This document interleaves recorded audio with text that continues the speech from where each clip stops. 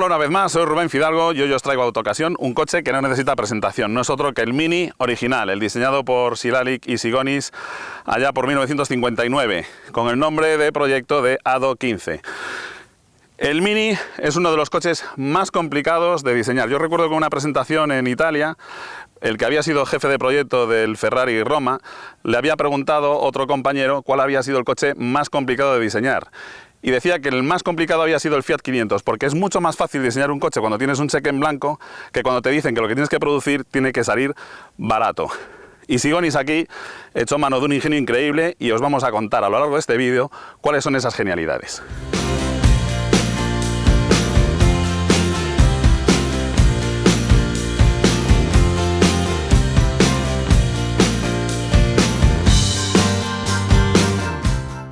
En la historia del automóvil probablemente haya dos coches que han sido los más complicados de fabricar, o mejor dicho, de desarrollar, que son el 2 caballos y este Mini. Fijaos, 3,18 metros de largo, mide más de un metro menos que un Mini en la actualidad. Y sin embargo tenemos un coche en el que caben 4 adultos perfectamente, más de 200 litros de capacidad del maletero y perfectamente utilizable. Conseguir eso no puede ser más que una genialidad.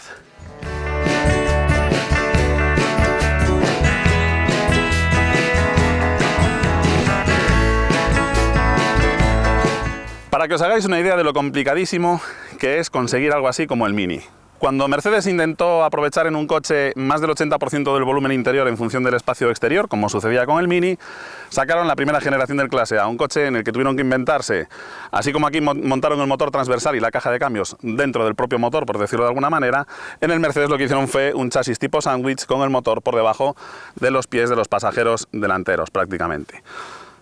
La primera generación del Mercedes Clase A fue famosa porque volcó en las pruebas del alce. El Mini destacaba precisamente por todo lo contrario, por ser un coche con un comportamiento dinámico casi de kart. Y lo bueno de esa aventura de Mercedes es que hoy en día todos los coches tienen ESP, porque la única solución que tuvo Mercedes para que sus coches fueran seguros fue recurrir a la electrónica.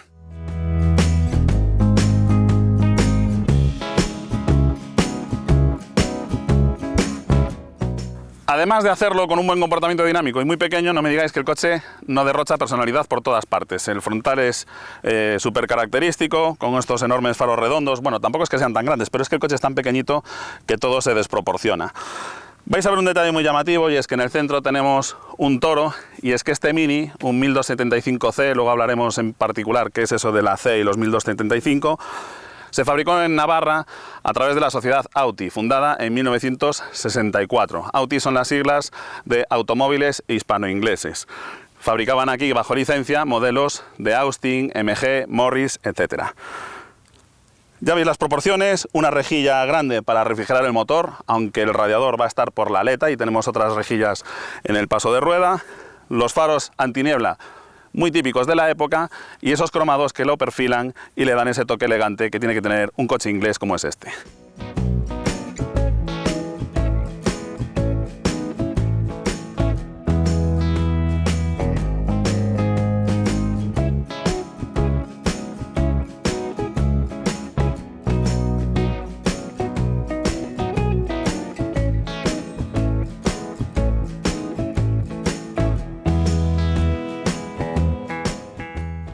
En esta vista lateral del Mini es donde mejor vamos a ver cómo consiguió Sigonis el máximo aprovechamiento del espacio en un coche de solamente 3,18 metros de largo. Bueno, pues empezamos por las bisagras. Las bisagras de las puertas se montaron por fuera, luego ya en las últimas generaciones se montaron por dentro y eso también fue en detrimento del espacio interior, lo mismo que al hacer las ventanillas descendentes. Los paneles de puerta tuvieron que cambiar, luego lo veréis en el interior. Las costuras de soldadura de la carrocería, los paños también se sueldan hacia el exterior, de forma que hacia el interior ocupasen el mínimo espacio. Todos los órganos mecánicos ocupan el mínimo espacio. Las llantas son solo de 10 pulgadas, con 145 milímetros de ancho, prácticamente como las de un carretillo. El motor va colocado transversal y otro detalle interesante es que las suspensiones, en lugar de muelles, utilizaban unos tacos de goma. Si bien es cierto que en este 1275C, que era la versión más lujosa y prestacional que tenía el catálogo de Mini en su época, la suspensión es de tipo Hydro-Elastic y luego os hablaré de ella.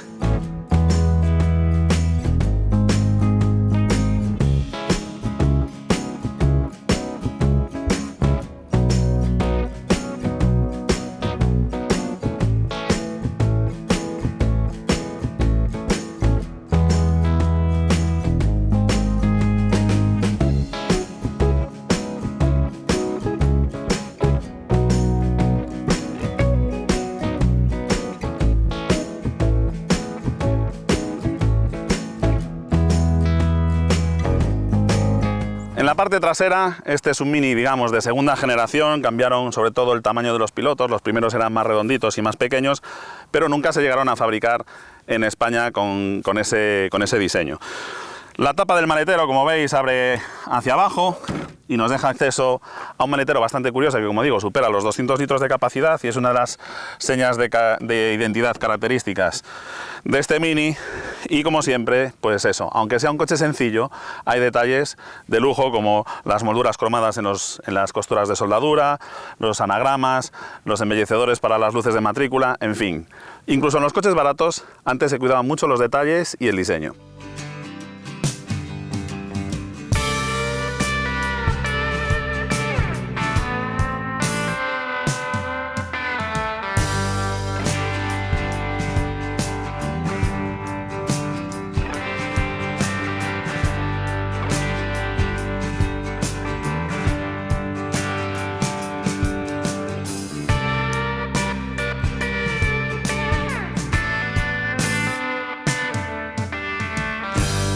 Dicen que el Mini fue el primer coche con motor transversal. Bueno, eso no es exactamente así, aunque sí que es cierto que fue uno de los primeros. El primero concretamente fue el Saab 92 con un motor de 2 cilindros, aunque eso sí era un motorcito de 2 tiempos que era poco más que el de una motocicleta. Aquí sí que tenemos un motor de 4 tiempos, que lo vais a ver ahora. En este caso, en el 1275C, es un motor de 57 caballos. Como os decía, este era el coche, digamos, el tope de la gama Mini en España. De hecho, valía algo más del doble de lo que costaba un 600 en su época. Así que, aunque era un coche económico, era bastante caro. Digamos que era el segundo coche de las familias adineradas en España. Vamos a ver cómo consiguieron meter aquí un motor de verdad de 4 tiempos y 4 cilindros en el Mini. Fijaos lo comprimida que está aquí la mecánica. Tenemos un motor de 4 cilindros en línea, colocado transversalmente. El radiador va aquí en un lateral, lo cual, pues bueno, provocaba algunos problemas de calentamiento en esta mecánica. Y el distribuidor va hacia aquí delante, lo cual hacía que también los días de lluvia a veces se mojase el distribuidor, aunque bueno, se colocaba una tapa de plástico. El grifo de la calefacción.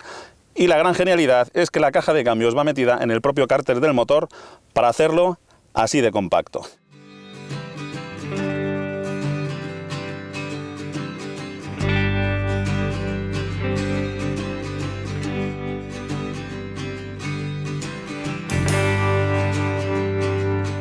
Os voy a presentar el interior, pero antes quería destacar este detalle. Fijaos en las manecillas que tienen este pequeño tetoncito en la puerta para evitar que nos enganchemos, por ejemplo, los peatones al pasar con las cazadoras. Abrimos las puertas de este coche tan minúsculo y nos encontramos con un habitáculo para 4 pasajeros, más o menos en lo que ocupa un Smart de 2 plazas. Y detalles de la originalidad de este ejemplar: el techo conserva su tapicería de papiro original, como lo oís. Un interior muy característico, con el volante muy horizontal, que nos va a condicionar mucho la postura de conducción, y los asientos de cuero exclusivos de este modelo 1275C y del 1000E. Como os decía, la postura de conducción va muy condicionada. Fijaos que el volante va muy horizontal. Esto es porque el eje realmente lo llevamos prácticamente en la puntera de los pies, y los pedales van un poquito desplazados hacia el interior para dejar espacio al paso de rueda. Esto hace que vayamos sentados un poco girados, y además lo bueno es que, si os fijáis, podemos utilizar al copiloto como control de crucero, ya que él mismo puede pisar el acelerador por nosotros. Más detalles curiosos de este 1275C: el volante de madera firmado por Artés, el logo de Navarra y el cuadro de mandos enmarcado en madera y con cuentas revoluciones, que era un accesorio exclusivo también de esta versión de gran lujo. En un interior reducido a la mínima expresión, fijaos donde han colocado los indicadores de que llevamos los intermitentes encendidos, justo en la caña de dirección. La verdad es que es una ubicación súper original. Y las teclas de tipo aeronáutico para saber a golpe de vista si llevamos las cosas activas o no.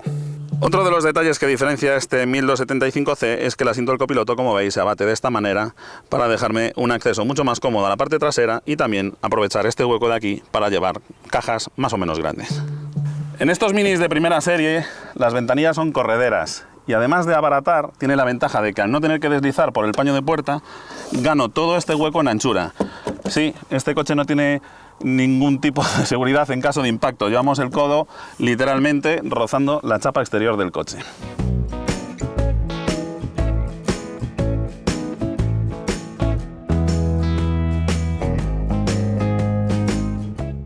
Muy bien, pues aunque la presentación la hicimos en ese monte tan bonito, lo lógico es probar un Mini en ciudad, así que vamos a empezar esta prueba dinámica en medio del tráfico urbano, a ver si se porta bien con nosotros y me deja arrancar. Está un poquito fría la mañana hoy, así que venga, nos ponemos en marcha.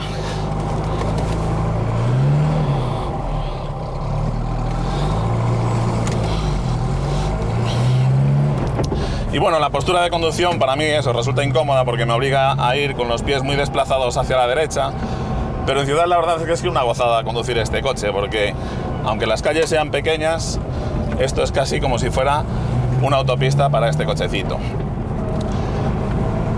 El sonido de este 1275C es muy agradable, la verdad es que suena casi como un deportivo, sus 56 caballos roncan bastante, tiene un sonido bastante ronco y además como lo llevamos tan encima de los pies por un lado y el escape justo en las orejas porque el coche tiene solamente 3,5 metros de longitud, pues la verdad es que suena bastante dentro, pero es un sonido súper agradable. La suspensión Hydrolastic es muchísimo más cómoda que la de tacos de goma. La Hydrolastic lo que hace es que están unidas la rueda delantera izquierda y la trasera izquierda, la derecha y la delantera izquierda y la trasera izquierda, y cuando yo paso por un bache con la rueda delantera, al comprimirse esa rueda manda presión de líquido atrás de forma que el eje trasero se prepara para el bache que va a recibir. Es más suave que la de tacos de goma y aún así el coche sigue siendo pues tan ratonero como ha hecho famosos a los Minis. La verdad es que no me extraña que con este coche ganasen rallies. Los rallies que se ganaban con el Mini eran rallies en los que la potencia no era lo más importante, sino la maniobrabilidad del coche, los Monte Carlos especialmente nevados. Ahí, pues este cochecito es mucho más eficaz porque pesa poco, la tracción delantera le daba muy buena motricidad con el motor justo encima del eje y el coche, pues al ser tan ratonero, se movía con muchísima agilidad. La caja de cambios tiene buen tacto en esta unidad. Hay que tener la timonería con los silemblos bien guiados. El embrague también es un embrague con mando hidráulico y funciona muy bien. Y como el coche pesa poquito, aunque el motor no tiene mucha potencia, la verdad es que es muy elástico. Podemos ir en marchas largas con tranquilidad, que el coche se recupera desde abajo sin ningún problema. Es una gozada la visibilidad que tenemos. En los coches clásicos estos marcos son muy delgaditos, de forma que tenemos, pues eso, muy buena visibilidad. Dominamos absolutamente todo lo que necesitamos del tráfico. Con los coches clásicos un consejo. Bueno, con cualquier coche hay que mantener una distancia de seguridad apropiada con los coches que van delante. Pero en los clásicos más todavía porque, bueno, no todos frenan tan bien como ahora. Hoy en día, si el que va delante con suave se me pega una clavada de frenos, yo me voy a echar encima de él. Con lo cual, primer consejo con los clásicos en cuanto a conducción es que mantengáis unas distancias de seguridad mayores de lo normal. Aún así, este Mini, el 1275C, ya monta frenos de disco delante, frena bastante mejor que los de tambor, porque la frenada es más progresiva. Los tambores, cuando se abren las zapatas, os lo explicaba en el vídeo del Toyota GR Yaris, al expandirse las zapatas tienden a clavarse sobre el tambor y a bloquear. Aquí las frenadas son mucho más progresivas. Y como veis, el coche, pese a lo cortito que es, estos badenes de la ciudad los pasa muy bien. La verdad es que es una gozada conducirlo en ciudad. Y también es una gozada conducir este coche en carreteras secundarias, donde prácticamente, con lo estrechito que es, nos va a parecer que estamos circulando por una autopista.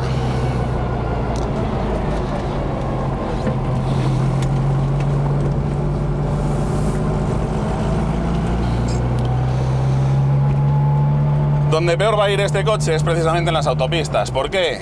Bueno, pues porque 120 km por hora está relativamente cerca de su velocidad máxima, tenemos solamente 4 marchas, es un motor completamente de fundición al que no le gusta mucho respirar arriba, y en autopista 120 vamos a ir con el motor a casi 4.500, 5.000 vueltas, y eso pues lo va a hacer sufrir bastante.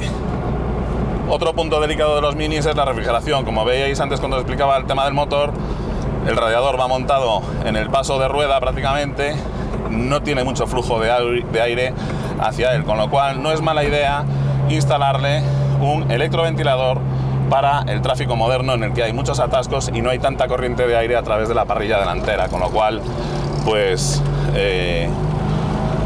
casi todos los usuarios de Mini terminan montando un electroventilador para evitar problemas de recalentamiento. Como os decía, no suena nada mal y en estas carreteritas y en ciudad es una gozada conducirlo. La verdad es que cuesta mucho resistirse a la tentación de imitar a Michael Caine y meterte con un Mini por medio de un centro comercial y escapar de la policía subiéndote por las aceras y haciendo el gamberro, como en la película de Italian Job, que fue la que terminó de dar el espaldarazo publicitario al Mini, que curiosamente es un coche que nació siendo un utilitario, pero acabó siendo el utilitario de la clase alta. Famosos como David Niven, Peter Sellers, la propia reina de Inglaterra, los Beatles, muchísimos famosos tuvieron Minis y eso hizo que el Mini fuese considerado un coche utilitario para las clases altas.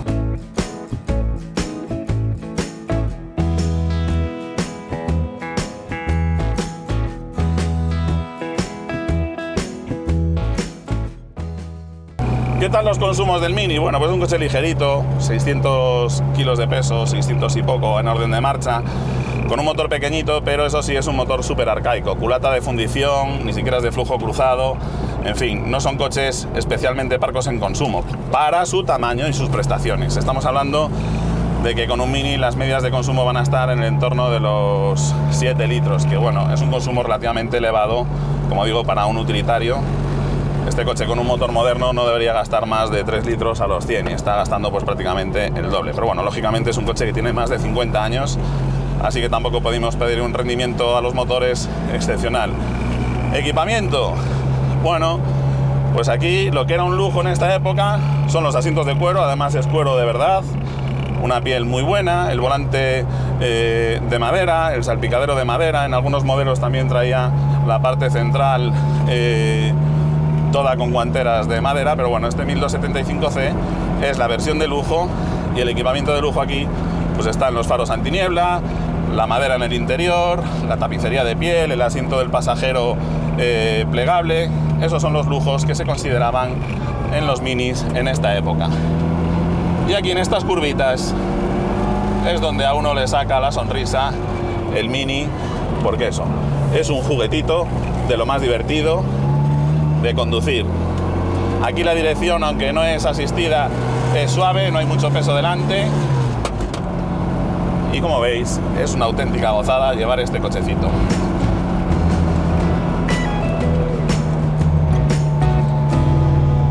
Muy bien, ya estamos terminando esta videoprueba del Mini 1275C, pero antes me gustaría decirte que te suscribas al canal de Autocasión, donde vas a poder ver videopruebas de clásicos muy interesantes, vídeos prácticos que seguramente que te resultan muy útiles y también videopruebas de los últimos modelos que se presenten al mercado. Dicho esto, ¿qué es lo que más me ha gustado de este Mini 1275C? Bueno, pues por un lado que es un coche muy simpático. Es un coche que despierta simpatías en lugar de envidias y eso es importante a la hora de tener un clásico. Lo segundo que más me ha gustado es que 60 años después de haberse lanzado al mercado, el Mini sigue siendo un coche súper utilizable y muy práctico para utilizar todos los días en ciudad. Y lo tercero que más me ha gustado es que es un coche en el que hay recambios absolutamente de todo y resulta muy sencillo el mantenerlo y conservarlo.